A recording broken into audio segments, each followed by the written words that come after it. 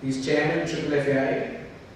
Shantanu plays an active role in various trade bodies and institutes of importance, including being the chairman of Federation of Freight Forwarders Association in India and managing director of International Federation of Customs Broker Association. Mr. Shantanu Bhatgankar is also vice president of AMTOI and MACCIA and is a board member of governors of Indian Institute of Tourism and Travel Management, an organization of Ministry of Tourism, Government of India, amongst some other engagements. He is a second generation entrepreneur and takes a pride of family business and strongly believes it is now India's turn to give thought leadership to the world businesses and economy. Early this month, on the occasion of 60th World Customs Day, he has been awarded with the prestigious Certificate of Merit by the World Customs Organization for his rendering exceptional services to international customs community. He envisions logistics as a profession of first choice for the coming generations and is working for building image for the industry to attract talent. He has initiated concrete initiatives for women's empowerment and youth emancipation in this industry. Ladies and gentlemen, please welcome Mr. Shantanu Bhatgankar.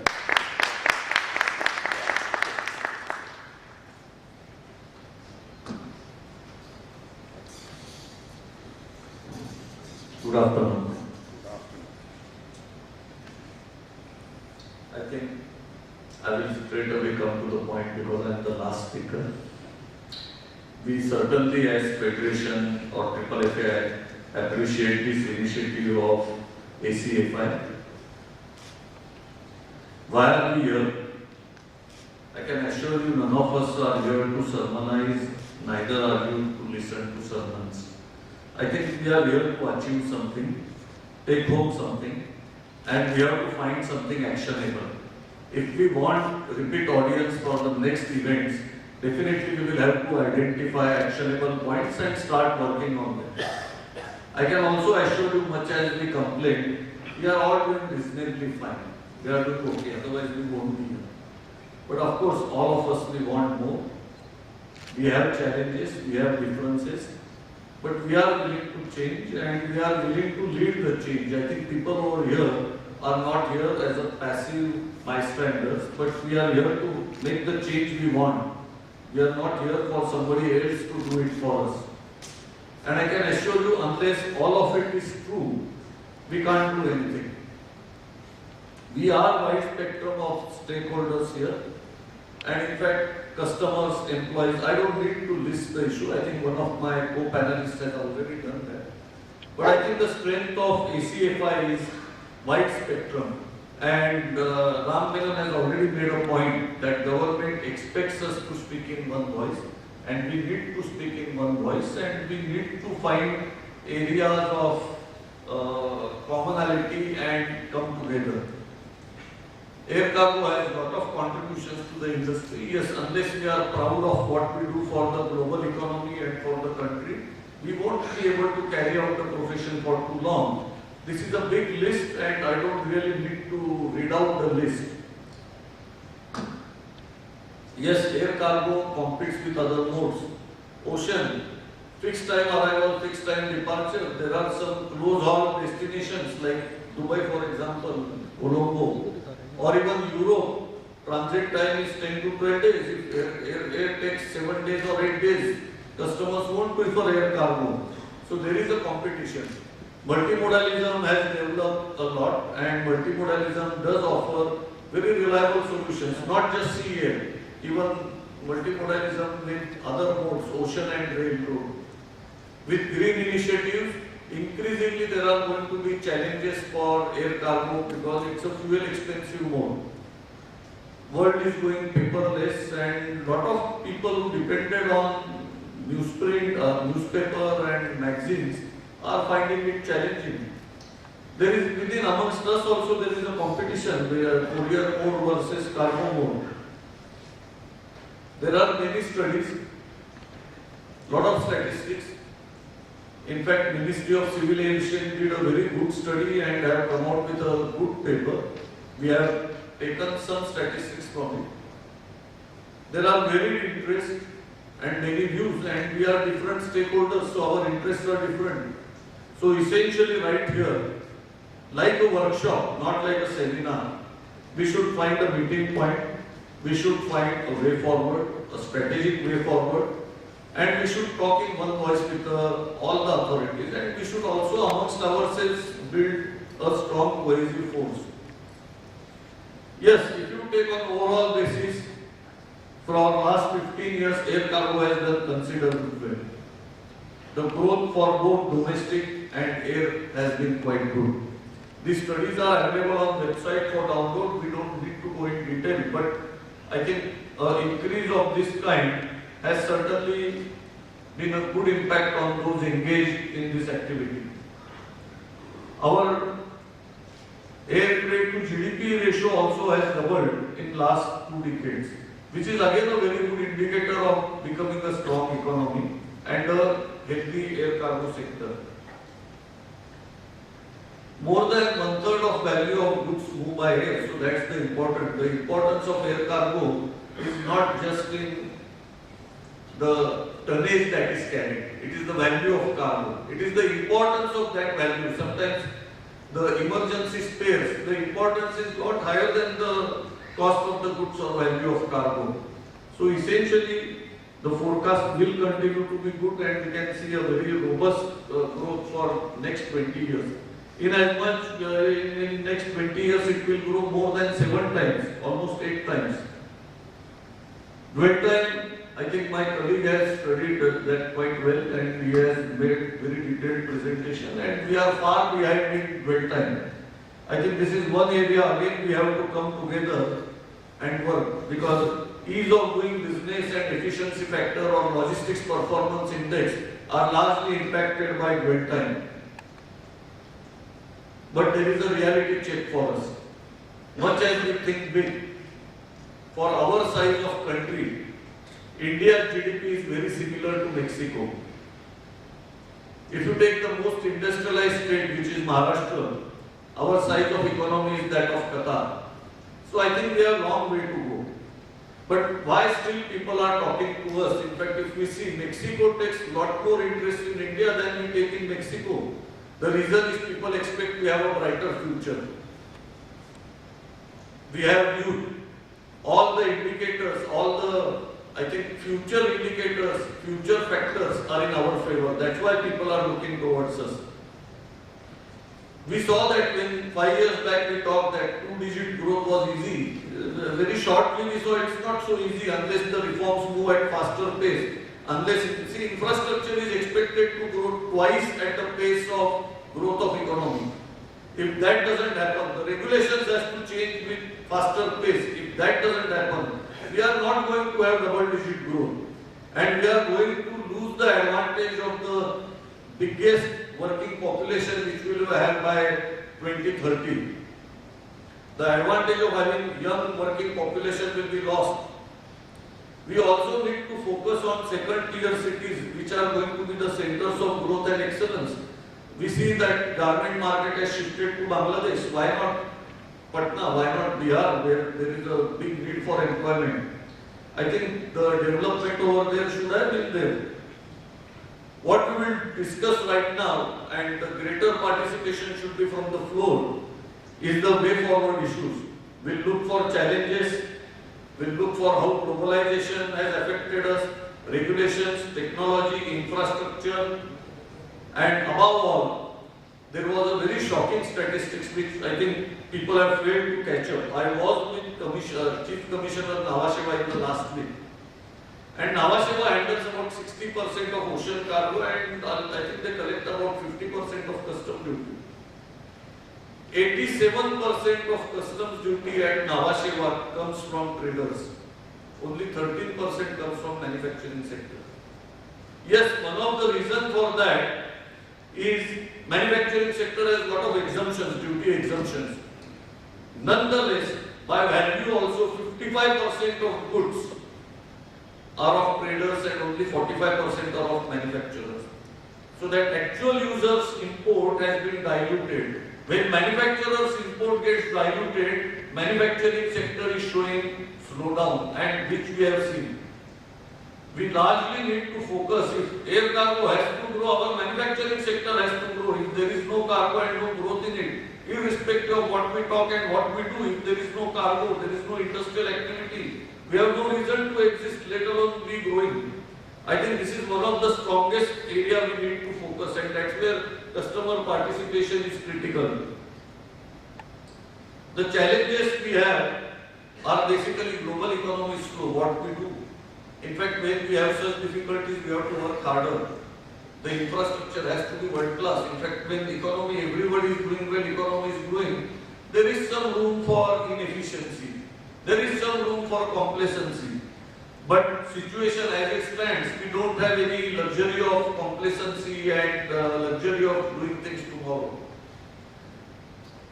The cargo is shrinking. There is possibility of disintermediation. Talking from pure freight forwarders to your custom brokers view, there is always a fear of disintermediation. When we want to make big investment, this is something we worry about. Yes, I think the rules of game again in our industry are not of competition. Amongst forwarders, there is a war, there is an attrition. I think this is something we need to look forward to and have some cooperative models built up. Manufacturing once out, like if garment has gone to Bangladesh, and one very strong point Mr. Varun made was there are no pilferages at Dhaka. And we all who work in air cargo industry, we know which is the source of pilferage. In fact, those who are supposed to protect are pilfering it. So I think there is a big concern. Once the customer confidence is lost, we won't gain it back. And logistics will change. Logistics is changing. That's where our industry also has to address completely differently. There is going to be logistics integration of supply chain. 4PL are going to play a major role. And essentially, we all stakeholders need to adjust with it, and this will change our relationship with the customer. For our growth, see, unless the cargo grows, we won't grow. And we need a competitive edge if we need to grow in a global economy which is slowing.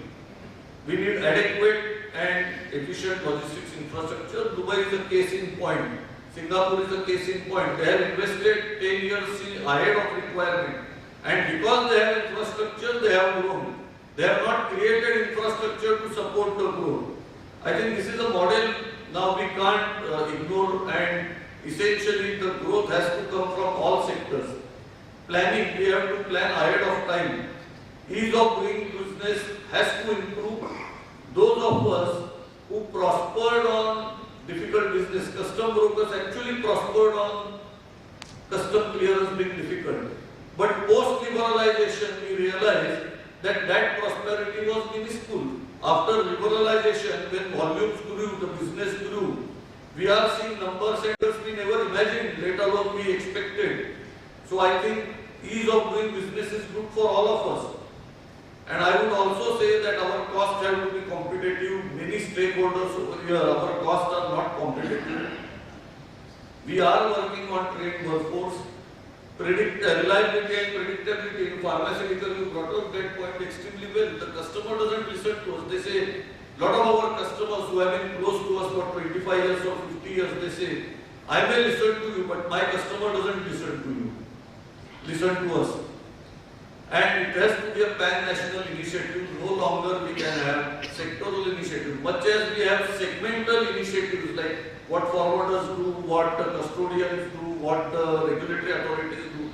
We need to have an all-India approach. Right now it's very fragmented. What has globalization meant for us? Globalization certainly has given us a lot of growth. But a lot of growth has made global companies have increased presence in India. Now global companies prefer to work with their global partners. So global forwarders have increased presence in India. So we are in a very different situation right now from what we were 20 years back. Then we have expectations from national carrier. Be it air or ocean, we find national carriers don't carry too much of cargo. While we don't want to protect national carrier because protection is destruction, as Reagan said, but national carrier have a role to perform and they should have cargo capacity.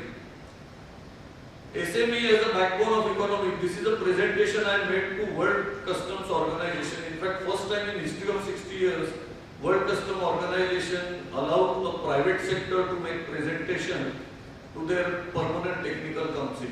which is attended by the senior most officials. And the topic was the facilitation of small and middle sector, and all the governments agree that while we say SME is the backbone of economy, we always have policies which suit the bigger people, because SMEs don't have a voice. I think this forum, we ourselves being SME, we need to create voice for SME, we need to create voice for manufacturing segment. If we don't do that, the economy will not grow and we will not have adequate cargo. So we want to work on decisions in India and decisions for India. Regulations. I think one issue we missed over here was environmental issues, which are going to be very big. We can't wish them away. Security concerns, safety standards, fuel cost. Fuel cost is haunting India's import bill. In fact, our current account deficit is largely because of our energy bill. It's not just airlines. The entire Indian economy is struggling because of it. Then we need to have policy fast track. People may talk of policy paralysis. In fact, we don't see paralysis. We see that there is no movement, in fact. It's a stagnancy. So I think we need to all talk in one voice, and we all have made recommendations independently. It's not that the bodies sitting here are passive. Individually and we as national bodies, we have all made representation. Even I know the Air Cargo Forum has made representations to customs. I think it's time let us come together, share notes. And one more point I want to make here to my friends from the industry. Customs has now amended the Custom Act to make everything non-payable. There will be a criminal aspect of everything which is above 50 lakhs. 50 lakhs is no big sum today in import-export trade. Almost all custom house agents are so worried about it, most of us may give up a business. And you will then have to deal with people whom you will not have, you will normally not give access in your offices. You will go out of your office and meet them. That kind of custom brokers you will meet if good people are chased away because of bad regulations. So that's where even the customers need to join forces with the industry. The regulations are so harsh that we have actually lost the courage to repeat them. They are so harsh. I think there are some extremes we see all over the world. Either regimes are over-regulated or they are not at all controlled. So quite often market forces are not at play. Either we have private monopolies or just oligopoly. Be it regulatory authorities like ERA or be it TAM for ocean. Nobody is happy with the functioning of regulatory authorities.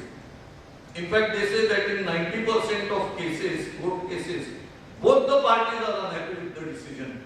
So I think we need to have a settlement mechanism amongst ourselves instead of litigating, instead of going to regulatory authorities. Let us all sit together and work out where we can become more competitive. In fact, they say that negotiation is never at the sitting of negotiation table. When I say negotiation, I mean the cost reduction. I don't mean the negotiating like haggling. Cost reduction has to be a strategic decision and not a negotiation in one sitting. Similarly, I think we will need to sit amongst ourselves and evolve a very competitive supply chain.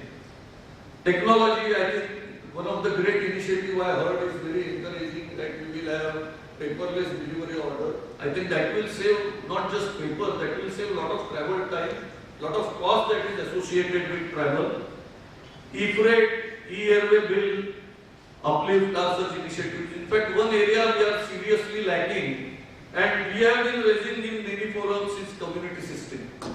Now the challenge with community system is every authority wants to lead the community system. The custom wants to lead it, the ocean port wants to lead it, the airport authority feel they have something.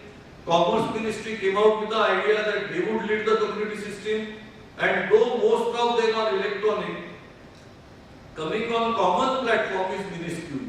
Now if we consider allied agencies, today when we take international trade, be it import or export, allied agencies are a lot more important than customs for facilitation. For example, testing of pharmaceutical products, the wildlife department, and all such authorities, there are 30 to 40 such authorities, they are lot chemical testing. They are a lot more important than customs for faster clearance of goods. They are not on common platform. DGFT is partly on common platform. So I think this is one area we can take up as a community system, we should pursue very strongly. We also expect better handling equipment and handling facilities. In fact, place like Mumbai Airport, which is supposed to be prime airport doesn't have top loading facilities. And trucks should be plank openable so that the cargo can be loaded. Now, I can't imagine an infrastructure which has thousands of crores lacks in the equipment which can have top loading, because most trucks in India are top loading design. There is a much desire that the facilities are better designed with better layout. There are enough examples all over the world for that. Infrastructure doesn't necessarily mean only physical infrastructure, but when coming to physical infrastructure, container freight station, or we are talking about similarity of container freight station in air cargo terminals or air cargo stations. We are calling as air cargo station by various names. In fact, if you go to Far East, you go to Europe, you go to USA, go to Dubai, forwarders warehouses are air cargo stations. They are container freight stations. They are cargo stations. So such specialized activities are not necessary. Even when it comes to privatization or public-private partnership, our understanding of public-private partnership is government doesn't have capital to invest. That's why they are making private sector to invest. Whereas we see the current model is based on who gives the highest yield or highest share of revenue to government is the preferred partner. In fact, when government doesn't have money to invest, we would expect that who promises the highest investment in infrastructure, creating the largest infrastructure, should be given priority rather than highest yield. Because next to education, it is infrastructure which gives highest return on investment. So government will on long term and not real long term, immediate long term, will profit better if they, rather than taking revenue out of such public-private partnership, force people to invest 10 years ahead of requirement and incentivize it apart from forcing it. There is a talk about hub, New Delhi being hub, but fears are expressed that in fact it will reduce the capacity in India. Neighboring countries will use hub more than being available to us. I think we should do that, ensuring that Indian shippers don't suffer. Air freight stations, yes, while I said I am a little skeptical, but at least a step forward, we should have enough air freight stations so that airports are decongested because of it. And eventual model should be all forwarders, warehouses should be air freight stations. In fact, we should have direct reach to markets and production centers. It is just impossible that entire manufacturing will take in the vicinity of an airport or vicinity of seaport. We have to identify bottlenecks, and as a workshop from the floor we will identify, our colleagues have already said that, what are the regulatory bottlenecks, what are procedural bottlenecks, infrastructure, financial, coordination, and I think we should define the way forward for that. We should take few actionable points, maybe 3 to 5 actionable points. Training and education. We are taking certain fragmented initiatives like GMR is taking, Federation is taking. Research, I think research in every area India is lacking. Innovation in India, per person innovation is the lowest. We are hardly an innovative society. We hardly do any research. While we consider that we are a knowledge-based society, I think in research and innovation we are lacking behind.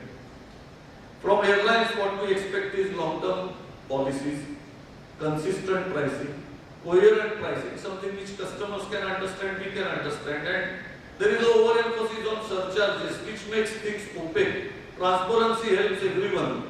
We also feel that airlines should realize that smaller agents really generate profit. There can be preferred partners, but that preference still should be defined. We expect good service levels because there is competition with other modes. If something is going to take 7 or 8 days, and even if it happens once in 10 times, customer is going to penalize the forwarder, if not the airline, because they compare it with the transit time by other modes. Handling has to be better. Yes, we saw handling being poor at every place, but I believe handling has to be better at every sector. There can be excuses that handling is outsourced to the ground handling agency or by the airport. Nonetheless, one has to struggle for it. One has to work. When it comes to odd dimension cargo, we often face difficulty. In fact, quite a few of us have often had to send cargo by ocean because odd dimension cargo could not be carried by air, which in other countries I think they have better facilities. And every time it's not possible for us to charter the illusion, it's just prohibitive. Claim settlement we experience doesn't exist, while we have to settle our claims with customers. As Federation, we have taken a lot of initiatives. One initiative we have taken is with KPMG, we are coming out with state of industry report and its entire logistics industry as well as freight forwarding industry. With KPMG, we are also working on thought leadership initiative. We have a training wing which is Indian Institute of Freight Forwarding. We have worked on egalitarian growth with youth, and I am not here for talking about my organization. I am sharing this so that we bring all this together on one platform. It's not talking about my own organization. And of course, this is a public organization, not my personal company. So many of you would be stakeholders here. We are working on SME sector to be backbone, and very closely we work with World Customs Organization. We have started knowledge series so that our own levels at entrepreneurial level are better. We are holding nationwide seminar. In fact, 50 has given us a good offer. They have a British aid. For every seminar we conduct full day or half day of facilitation. They don't charge us. There is a fund they have. They can get us guest speakers. They bear the entire cost, and we have already started that series. We have started a newsletter which is a pure knowledge and newsletter. There are no personal agendas in that, no organization. It's a pure letter. So what we are suggesting is a collaborative model, interaction with international bodies. We are already in touch with WCO. We are part of FIATA. Just as there is one body only for air cargo, there are other international bodies like FIATA, IFCDA. We also work with external ports, like we work very closely with Port of Antwerp, La Havre, for better initiatives. We work with trade bodies within India like HACAI, AMPLOY, like now AFCI. We also work with FICCI, ASSOCHAM, local such as State Chamber of Commerce, Maharashtra Chamber, and we have 24 member associations who work closely with local bodies. I think this is a force we need to bring together, collectively together. Some will need some convincing, and we need to move ahead and talking in one voice with Central Board of Excise of Customs, Ministry of Commerce, Ministry of Civil Aviation, Planning Commission, Ministry of Shipping, and all of us need to ensure that wherever we are member, we convince those bodies. We should stop shift of manufacturing. We need growth revival in manufacturing sector. These are some industries we have listed over here.